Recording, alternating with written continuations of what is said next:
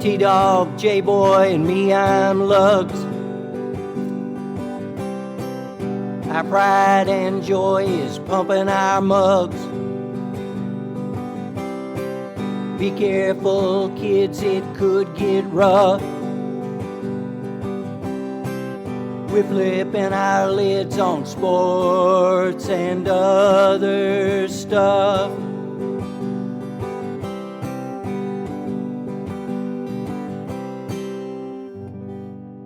Welcome to Sport Weasel Central. I'm Lugs. I'm J-Boy. I'm T-Dog. Yes, sir, we're back. It's sports and other stuff. This is a big week. Georgia reigns supreme. The NFL season goes down to the last minute, and the playoffs are set. Plus, it's the week of Black Monday. So many coaches, even GMs got the boot. So we're going to break it all down for you today. Lugs, T-Dog, good to see you boys. Lugs, I got to say, man, what happened to your Crimson Tide? They were more like Crimson that didn't try. What happened there? Georgia's the national champion. Take it away. Well, now, I've been a Stetson Bennett, supporter for forever. Yeah. In fact, I think T-Dog owes me at least a waffle on that deal. Are we doing waffles now? Is that what that is? Waffles? Well, that we're upscaling because biscuits got a little, just a little too cheapy. All I can say about that game was 3/4 of sort of defensive struggle and field goals, and then all of a sudden, kaboom, they score some points. But Stetson about screwed the pooch there with that fumble.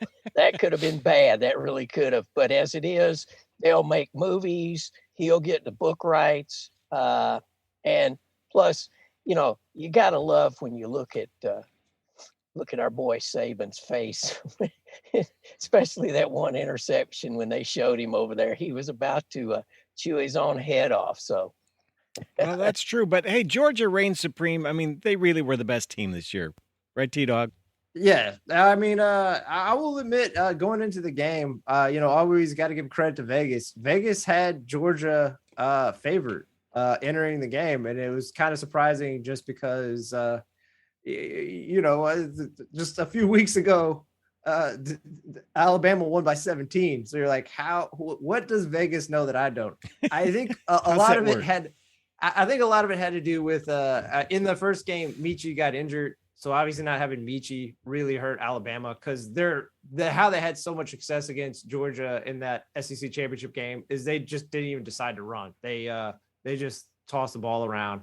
And then in the first half, Williams, Jamison Williams, their one good receiver or top quality receiver that was still left, he then fell down and tore his ACL. It was later revealed.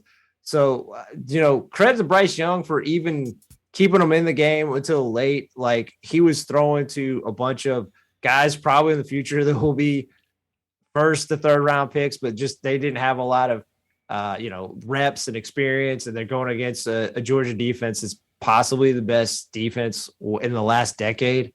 So, and also to credit to Georgia too, like they changed it up where they definitely blitzed a lot more. They're like, we're not going to sit back. We're just going to go at your offensive line that's not that good. And that was the difference. And again, to be fair to Lugs, I'm going to eat crow. And I won't even just buy him a waffle. I'll buy him a whole breakfast. We can go to the Waffle House.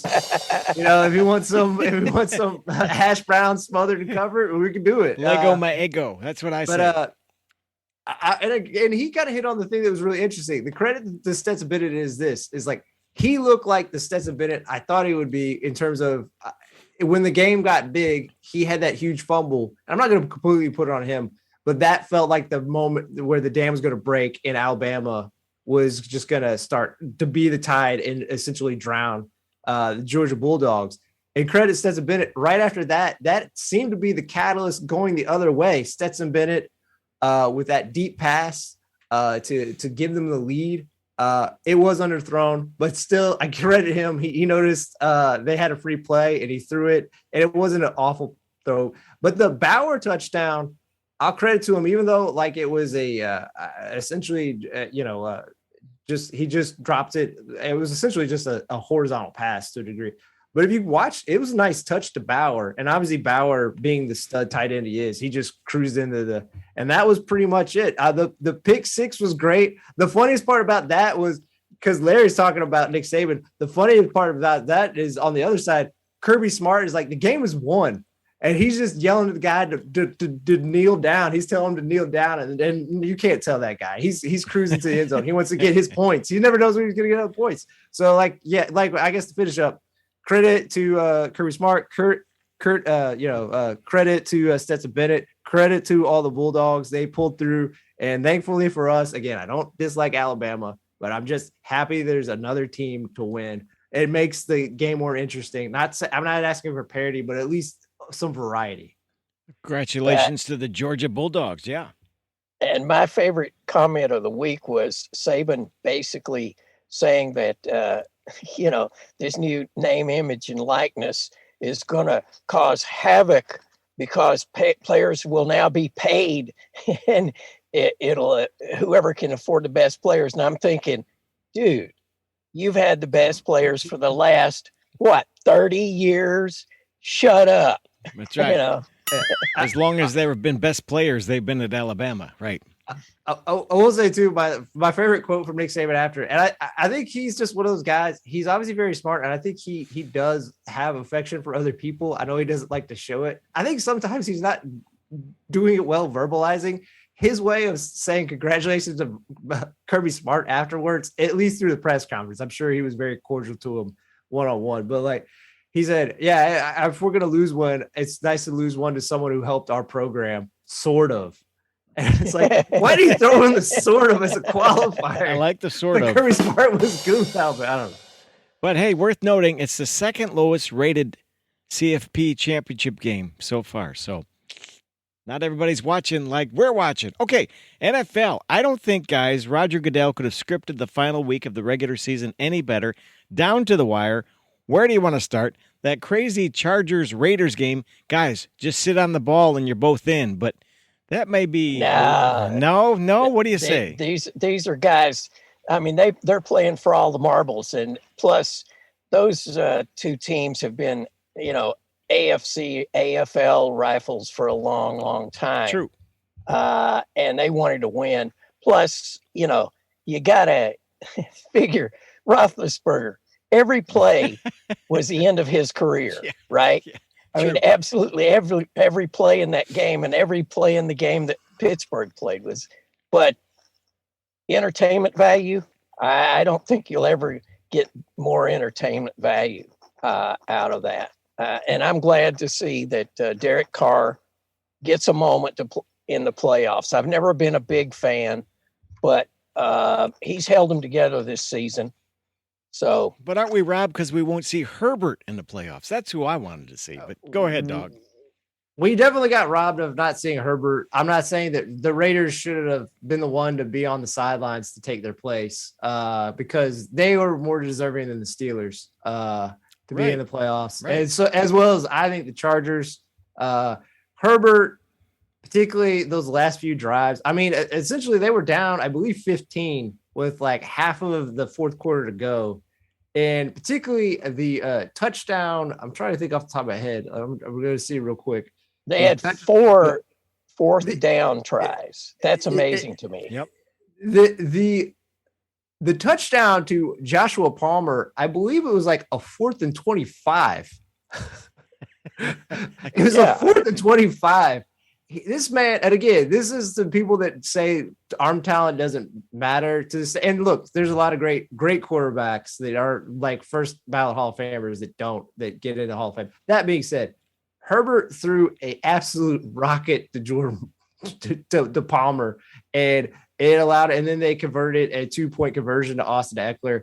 And then that Mike Williams, again, it was with, I believe, like 5 seconds to go in the game. They drove the length of the field again. And like with like 2 seconds remaining, he hit Mike Williams for the touchdown to send it into overtime. But, the thing that killed, the Chargers is two things that's killed them all year. Excellent skill position. Obviously, Herbert's great. The wide receivers are very talented. Eckler's very talented. And the left side of their offensive line is good. Their right side of the line is a liability. And Crosby, who besides Derek Carr is probably one of the big MVPs of that game for the Raiders, constantly put Herbert in distress. I mean, there's certain whelps that are going to probably stay with him for at least 3 to 4 years that Crosby put on him. And also Yannick Ngakoue. Both those guys really balled out for the Raiders. And then on the other side, we saw it a few weeks ago against Houston where Rex Burkhead ran for 149 yards. Yikes. Rex Burkhead, who up to that point was, I think, averaging a little over 3 yards per carry. Credit's due. Josh Jacobs a little bit better than Rex Burkhead. So Josh Jacobs had a big game for him, and obviously he was vital to setting up the winning field goal when they just needed 4 to get that first down. He got him 10 and got him into Carlson, who also all year and actually for his career has been one of the most clutch kickers. So, the good thing for the Chargers, I'll just say real quick to just sum up, at least for me, is a lot of their problems in terms of like addressing right side of the line. I'm going to say it's going to be easy to get pieces in place. It's easier to get those pieces. I mean, they need a big fat run stuffer, like just a mountain of a man to like stuff the run. Those are easier things to get than a stud quarterback and a dominant pass rusher, which they have with Joey Bosa. So like the bigger pieces that they already have them. So like they're going to be okay going forward. All right. The other 2 big games that this past weekend that made a difference. Let's talk about those. You mean the Pittsburgh game? Yeah. Pittsburgh got in. They backed into the playoffs somehow. It was just one of those moments where you're just like, Baltimore was playing guys that were on the taxi squad 2 weeks ago. I mean, this season was a throwaway for those guys.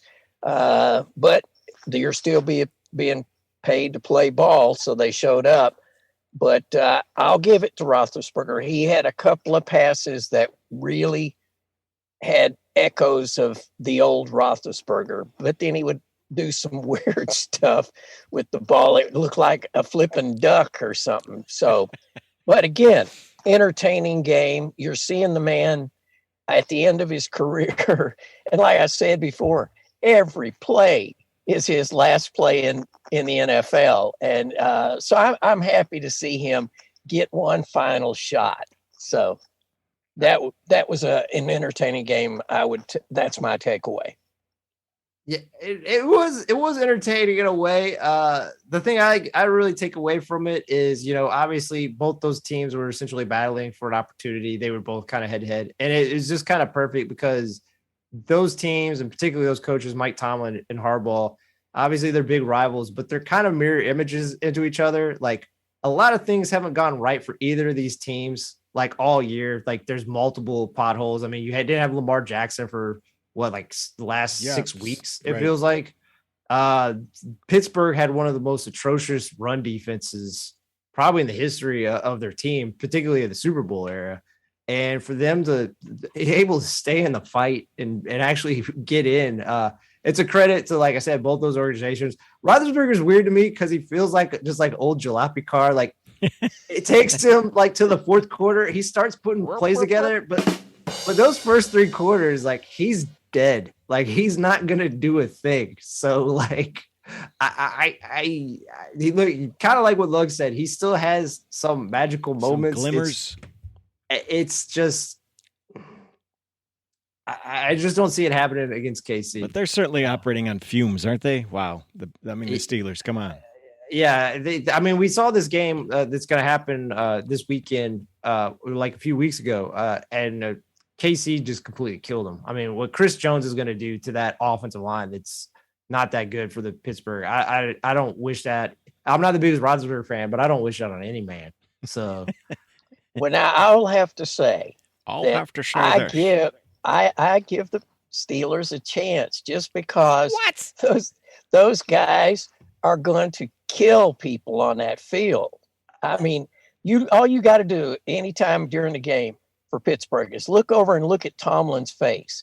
Do you want to go after a game that you've not played well in and face that man? No, you do not. That guy is like, and by the way, is he ageless or what? He's been there at least 20 years, it feels like, and he's not aged a day. Looks the same, doesn't he? Yep. But I give Pittsburgh a chance. I do give them a chance. Now,